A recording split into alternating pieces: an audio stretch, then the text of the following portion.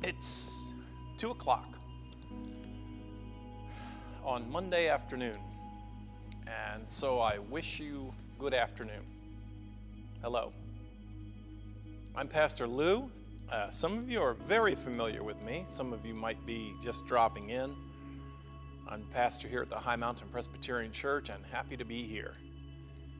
And I'm happy to be joining you in this way in efforts to create community and to nurture relationships and to strengthen faith, to just be an encourager in life.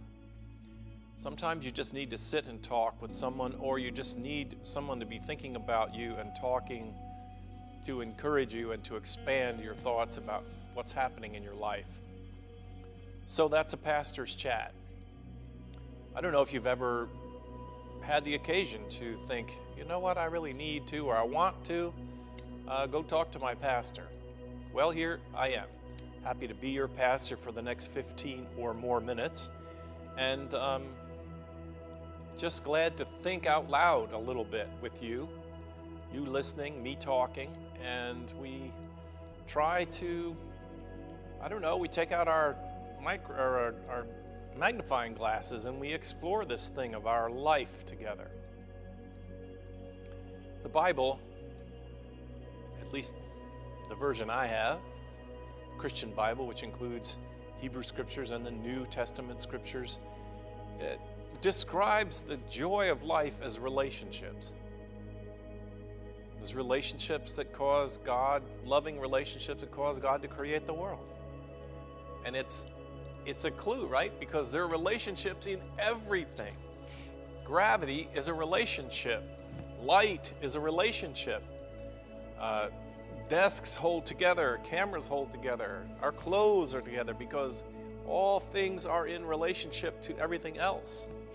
That's what we learned when we learned science in 7th and 8th grade, and we saw those orbit-like pictures of molecules and electrons and protons, and we learned that there's a force that holds everything together, but it's relationships.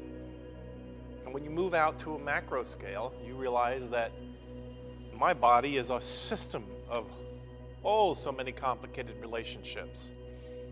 You know, the interworkings of the bodily organs of skin and bones and muscle. And it's all about relationships. And when relationships are working, when everything is doing its part, it's beautiful. And when the relationships break down, and then you back out further on the macro scale and you see that we are created for relationships. We are.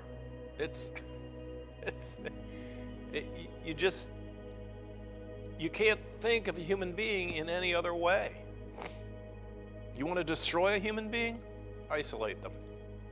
Keep them from having relationships of any kind. This is why now courts are deciding that isolation cells in prison are cruel and inhumane torture. It's terrible to do this to a human being. We are, even the most antisocial of us are still relationship creatures. And on the greatest macro scale, we as human beings on the earth have a relationship with God, the Creator, the one who sustains, and the one who fixes what gets broken along the way. We are relationship creatures. So, this video, this conversation, what I have found over the last 10 months, 12 months now, is that this too nurtures relationships. I am closer to some of you, closer, and I mean that's sort of the word we use, right, for when the relationship is moving more and more in its integral parts. I am closer to you now than I was before the pandemic, which brought isolation from each other, but also created new pathways of relationship and connection. All of that is to say hello, my friends. Happy to be here with you today. I think I think I mentioned this on Friday, but I am a new grandfather. My son, Gregory, and daughter-in-law have a new baby. Michelle, my daughter-in-law, gave birth to a beautiful baby girl on Friday morning at about 6 o'clock, and they named her Abigail Lynn, and she is 7 pounds 5 ounces and 20 inches long. She's beautiful. I've been bragging about her everywhere I go. I hold up a picture of her. In fact, I don't know if it will work. Hold on a second. Let me be a proud grandfather. I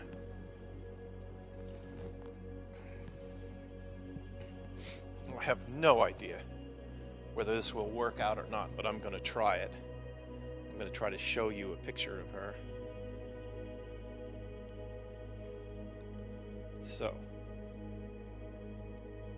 here she is. I'm going to hold her up to the camera. I don't know how close, but there she is. Calm, quiet, resting. Abigail Lynn. So I wanted to introduce you to her today. Other than the fact that I'm proud. I'm so proud. I'm so happy. I'm happy for my son and for his wife, for their family. That's now makes them a family of 4, as my son said. But what a great thing to have happen is we're talking about this thing in this season of Epiphany, of awarenesses, of expanding awarenesses, of seeing what we've never seen before. And I had this experience last Friday evening. Of course, because of COVID, I haven't been able to see my granddaughter yet, but the time will come for that. I hope. I can't wait. But my son used technology through a Zoom, through a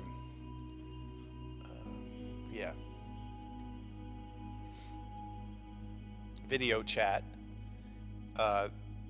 to hold up baby Abigail to the camera. And the second my eyes were upon her, now you know me, some of you know me, I'm very emotional anyway. My weeping is always close to the surface, both for sadness and for happiness, and I burst into tears. I said to my wife, Laura, I said, I didn't see that coming. She said, really? He's always coming with you. But I just didn't see it coming. This isn't my first grandchild. It's not the first time I've ever seen or held a newborn baby. But oh my goodness, it took me by such a surprise. And I had a feeling, I still remember when my first child was born, the total feeling of awe, just being like overwhelmed. There's one comedian that says, whenever this thing happens that 2 people enter a room and then 3 come out, something awesome has happened. And that's what took place for them. 2 people entered a room and 3 came out.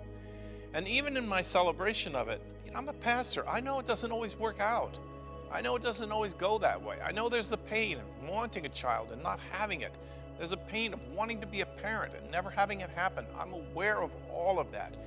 And so all of it is qualified by the fact that in the middle of life's brokenness and heartache and discouragement, sometimes right smack in the middle of it, something happens which explodes in joy. Explodes in joy. In my grief workbook that I've been reading ever since my mom died, Today's meditation was that it's important for us in the process of grief to hold on to the idea of letting go of the way things used to be. And part of the encouragement to letting go is that the future we don't know, which is why we want to hold on to what we had, the future that we don't know holds things of joy and of happiness that you cannot possibly know, you cannot possibly interpret.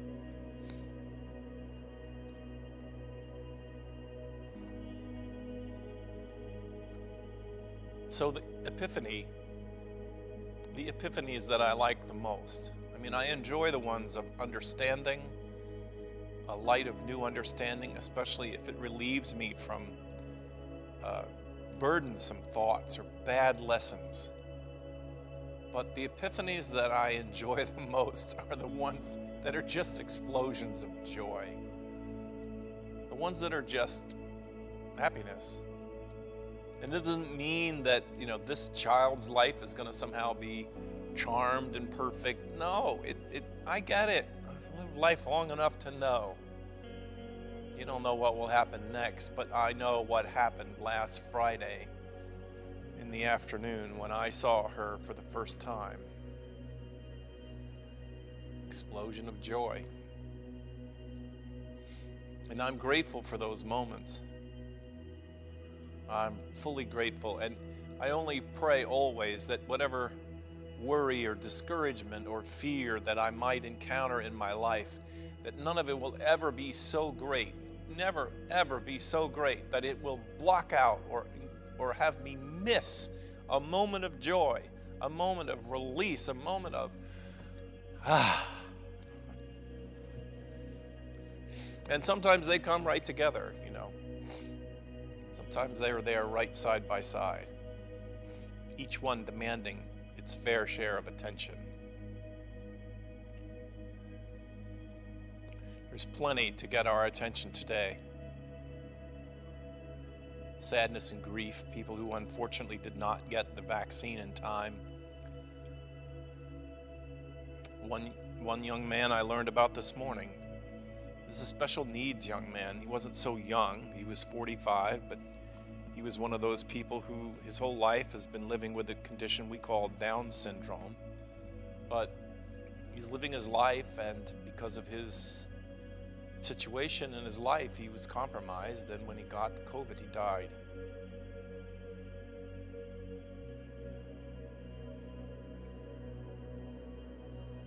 C.S. Lewis wrote a book called Surprised by Joy.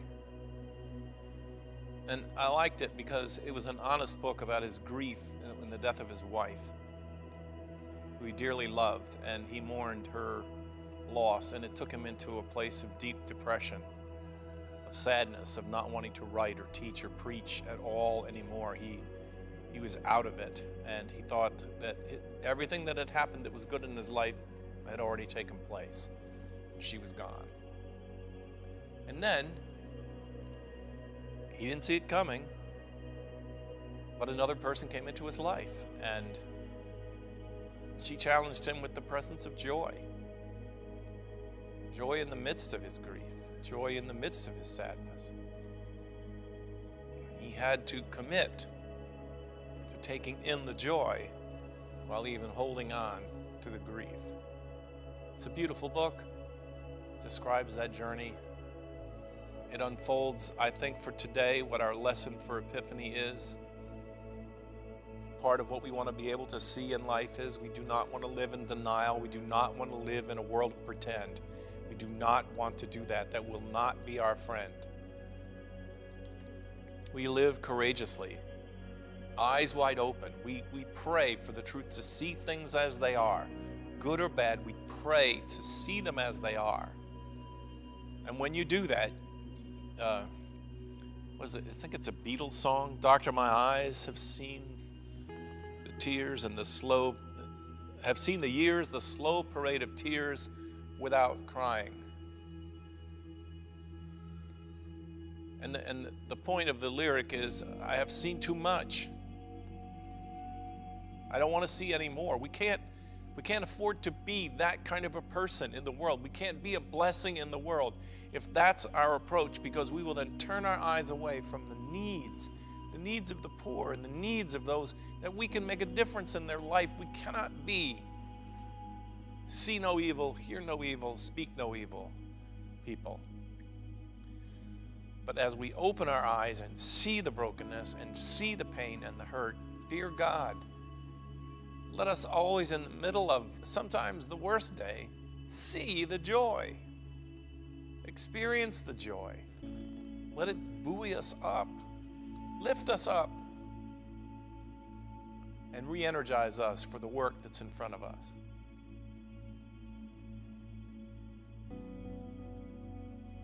I hope you're finding your moments of joy in whatever's happening in your life. I always think, as a child growing up and then even as a pastor going to funerals, I always have found it amazing that one of the things that happens in a fully functioning funeral is that after the funeral, after the service, sometimes during the service, but usually after the service when the reception begins and people are together and the food is flowing and there's something nurturing and good that is happening in those moments, people start to laugh. They tell stories about the deceased. They tell stories that reflect their love. And when they laugh and they say, this funny thing, and it becomes a joy in the middle of the grief. It's the joy that polishes off the dust that grief leaves and leaves us with a sense of deep appreciation for life itself. So that's what I've been feeling over the past months, a deep appreciation for those of you that I get to talk to every day. And I hear your reflections about your life, and you thank me for whatever insight I might be able to give you as I struggle to make my faith a relevant faith in a world that is in the real world and not a pretend world. To learn of a Christ that is a Christ for our time, that has bearing on our lives, our politics, our churches, our relationships with our neighbors. As one New Testament professor used to say, let the rubber hit the road so we can get some traction in our faith. I am full of joy for you, for this, for the gifts that brought this technology to the church so that we could do this every day. Full of joy for Abigail. Precious little bundle of joy in the middle of difficult times. God bless you, my friends. I hope you're full of blessings from God that bring you to be able to be a blessing by God for the world where we live. Write a letter, make a phone call, say thank you to someone who's helping you out. Ask for help for where you need it. Let's live our lives fully today in the strength of our relationship with God. See you tomorrow. Bye.